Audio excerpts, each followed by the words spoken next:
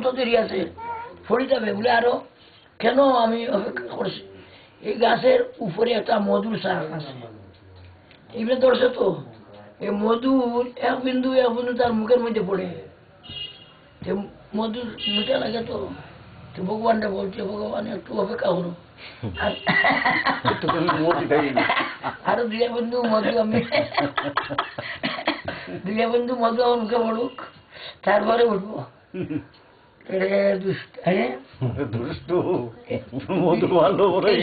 ছবিটা তো বুঝতে পারলেন। এখন ধর্মর ভাষায় বলি, এটা জগতের কথা, এখন ধর্ম হিসাবে এখন বলছি। এই সংসার তো বাবা খুব সংসার মানুষ, এই যে এটা আমরাও কুয়ার মধ্যেই আছি, বিছনার মধ্যে আছি না, কুয়ার মধ্যেই। বব কূপ বলছে তো আগে, আমরাও এই কূপের মধ্যেই আছি, আমরা বুঝতেছি না আর কি। আমরা মরলেও আমরা দুঃখ নাই, আমরা তো মরি যে মরার সময় বলি ভগবান আমি বিপদে পড়ছি, তখন ভগবান আমার সারা জীবন কাটাইলে আমি ভগবান ডাক্তার সময় নেই, মরার সময় হরে কৃষ্ণ, তখন ভগবান তার দিকে তাহা না, যা নরকে যা, তুমি সারা জীবন ভাব করছো আর আমি এখন তোর উদ্ধার হবো নাকি। মরার সময় আসলে আমরাও ভগবানকে ডাকি, ভগবান রক্ষা করো। যখন ডাক্তারও পারে না, মা বাবাই পারে না, তখন ভগবানকে ডাকি। ভগবান এখন মনে পড়ছে, সাধু গুরু বৈষ্ণব সাধু শাস্ত্র সব তোকে উপদেশ দিল, তুমি মানলে না, করলে না, আর এখন আমাকে ডাকো, যা নরকে যা, পাপ তুমি করছো পাপ, আমি তোর পাপ খেয়ে নিবে, যা খামাইছো সেগুলো খাইতে লাগবো না, যে পুণ্য করছে পুণ্যের ফল সে ভোগ করবে, পাপ করছে পাপের ফল ভোগ করবে। এই জগতে যে যেমন কর্ম তেমন তার ফল, করতেই লাগে। সাত্বিক রাজস্বিক তামসিক, যেরকম কর্ম করবে সেই ফল করতে লাগবে। তো এখন এইভাবে আমরা আছি, এইভাবে আমরা কিন্তু জড়াধরি আছি। জড় হইল কি আশা, কামনা, বাসনা।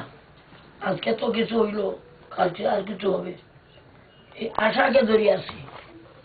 এটার আশা, তার আশাকে আমরা ধরে আছি। তারপরে আশার মূলে কি ইঁদুর দুইটা, ইঁদুর সাদা ইঁদুর একটা আর কালো ইঁদুর একটা, মানে দিন আর রাত। দিন আর রাতকে বলছে দুইটা ইঁদুর।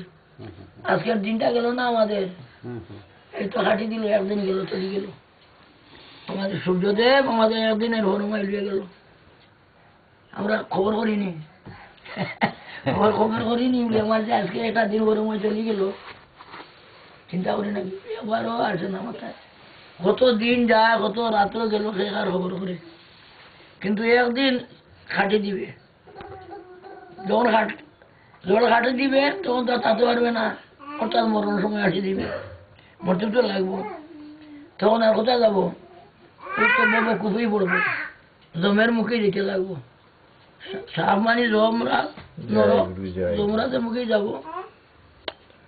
আর যদি কেন যাব, এই যে মিটা লাগে, ভগবান সাধু গুরু বৈষ্ণব এরা ভগবানের স্বরূপ, এরা আসে বলছেন বাবা চল বৈকুণ্ঠে চল, বোধন কর, এই বব কূপের মধ্যে, সংসার একটা কূপ না, এই সংসার কূপ থেকে উঠ, বোধন কর, হরিনাম কর। বাবা এখন না, আরো কয়েকটি দিন পরে আসেন। ও মধু আর কি, সংসারের মধু, বিষয় বাসনা কামনা, এটা মধু। স্ত্রী পুত্র নিয়ে আসে না, মধু লাগে না, এই ছেলেকে নিয়ে আসো, এটা কত আদর, ক্ষণিকের জন্য আদর লাগে না, এটা ছেলেকে কুলে নিলে কত মধু লাগে, এই মধু পান করছি আমরা, মধু পান করছি। তো গুরুদেব সাধু আসে বলছেন চল বাবা, এখন না, একটু পরে, আরে বছর পরে আসি, এক বছর পরে আসিও। আচ্ছা, তো পরে আসলেন, আসিয়া দেখল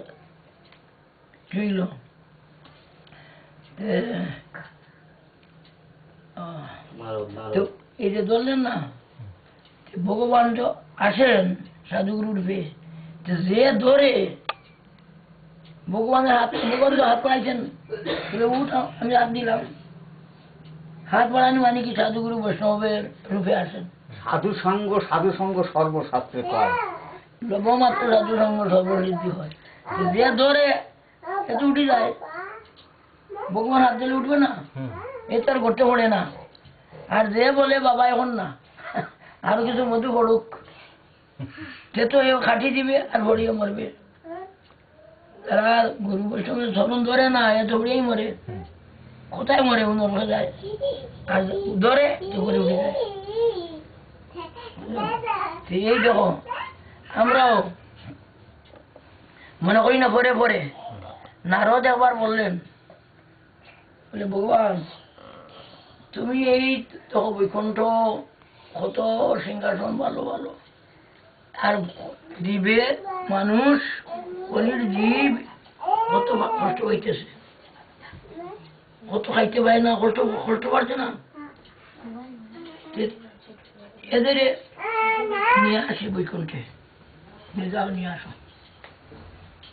নারদ গেলেন বৈকুণ্ঠ হইতে, মর্তলিকে আসলেন, আচ্ছা বলছেন আরে বাবা চলো বৈকুণ্ঠে যাবো নাকি? বাবা বৈকুণ্ঠে যাওয়া মানে মরে যাবো আর কি। প্রাপ্তি, আমরা তো কই প্রাপ্তি, যারা সাধু এরা বলে প্রাপ্তি, অসাধু যারা এরা বলে মরণ, মরিয়া গেছে, বাবা ক্ষতি হইল মরে গেল। আর যারা সাধু এরা বলে প্রাপ্তি হয়েছে। তো প্রাপ্তি কেউ মরণ বুঝায়, প্রাপ্তির তো মরণ তো। বলতে বৈকুণ্ঠে চলো, না না আমরা মরবো না, বৈকুণ্ঠে যাবো না। আরে সাধুর ঘরে গিয়া বলছেন, হে সাধু বাবা তুমি তো রামায়ণ পাঠ করে, তুমি যাবে বৈকুণ্ঠে? এ তো বুঝে বৈকুণ্ঠ মরা না, আয় মরলেও বৈকুণ্ঠে যাবে। বাবা বৈকুণ্ঠে যাবো, বৈকুণ্ঠে যাবো, মরিয়া তো যাবো, বৈকুণ্ঠে যাবো।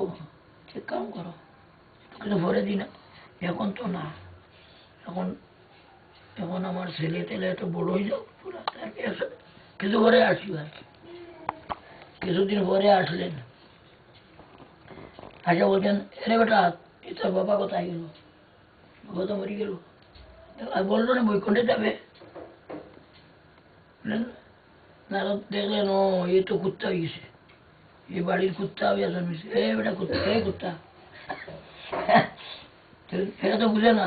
নারদ তো জানেন, কথা বলে হ্যাঁ বলে আমি তো বাড়ির, এই বাড়ির মালিক। কোথায় বলে বাড়ির মালিক যে তুই বললে বিকুণ্ঠে যাবে, এবার তো বলছিলাম তখন তো আমি তো এখনো আমার ছেলেটা এখনো মানুষ হয় নাই, এখনো শুরু ডাকাতির বই, আরো ভরে আসলো, কুত্তা হইয়াও তার জ্ঞান হচ্ছে না। কুত্তা জন্ম গেল, নারদ আবার আসবো, দেখি লোকটা কোথায় যায়, এই বাড়ির মালিকটা কোথায় যায়, কোথায় কোথা তোর বাবা এই কুত্তা আছে না, একটা কুত্তা আর কইল, কুত্তাটা মরি গেল গিয়া। নারদ দেখলেন ওইটা তো সাপ হয়ে জন্মিছে। বলে এই তোর করে সাপ আছে না? বলে এটা সাপ আছে, আমাদের এই দনের বাড়ার গুলিকে বেরিয়ে থাকে, সব যাইতে পারে না, এরকম এটা যে মার আর মারিয়ে লিয়ায় বাড়ি করিয়া, আধা মরা করি, পুরা মারিস না, আধা মরা করে নিয়ে আইল। না এর আগে হয়েছিল কীট, ওনার অনেক কথা আছে আর কি, ছোট করি বলি। নারদ বলছেন এই তুমি বললে বৈকুণ্ঠে যাবে? বাবা বলছিলাম দেখো আজকে আমার ছেলে, আমি আমি মানুষ হইলাম, কুত্তা হইলাম, আজকে সাপ হইলাম তার লাগিয়া, আর ও ছেলে আমার মারিয়া দিল। বাবা চলো বৈকুণ্ঠেই যাবো তোমার সঙ্গে। নারদ জগৎকে দেখাই দিলেন, দেখো রে মানুষ, তোমরা এইরকম করি করো, মানুষের গতি এইরকমই হয়। যারা বোধন করে তারা তো সাধুগুরু কথা মানে উদ্ধার হয়ে যায়, আর না মানে ও কুত্তা হয়, পুনরভি জনমং পুনরভি মরণং। বলতে পরে মানুষ তুমি তো আত্মঘাতী। মানুষ সিংহের বাচ্চা বলেন, হ্যাঁ, মানুষ সিংহের বাচ্চা আর মানুষ হয় আত্মঘাতী। সিংহ হয় কিরকম? মানুষ না সাধু সঙ্গ আর অসাধু সঙ্গ হইলে অসাধু তো হবে। যে যার সঙ্গ ধরে সাধু সঙ্গ হইলে সাধু হবে। অসাধু সঙ্গ করে, মদের সঙ্গ করে তো মধু তো খাবে। গাঞ্জার সঙ্গ হয় না, গাঞ্জার সঙ্গ করলে গাঞ্জাই খাবে। যে যার সঙ্গ ধরে এ তার রঙ্গ ধরে। স্বভাবের গতিকে তার, প্রকৃতির গতিকে তার জন্ম। আমরা মানুষ সিংহের বাচ্চা। মানুষের উপরে আর মানুষ নাই, মানুষের উপরে আর কেউ নাই, দেবতার উপরেও মানুষ। সেই মানুষ কেন আজকে অমানুষ হইয়া গেল? বেড়াতে বুঝেন, মেষ, হ্যাঁ, এক সিংহ বাচ্চা করিয়া কোনো কারণে মরিয়া গেল। আর বাচ্চাটা এই জঙ্গলে মেষ থাকে না, তারা মনে হয় তাদের বাচ্চা, তাদের পালন করছে। পালন করিয়া তো বড় হইয়া গেছে।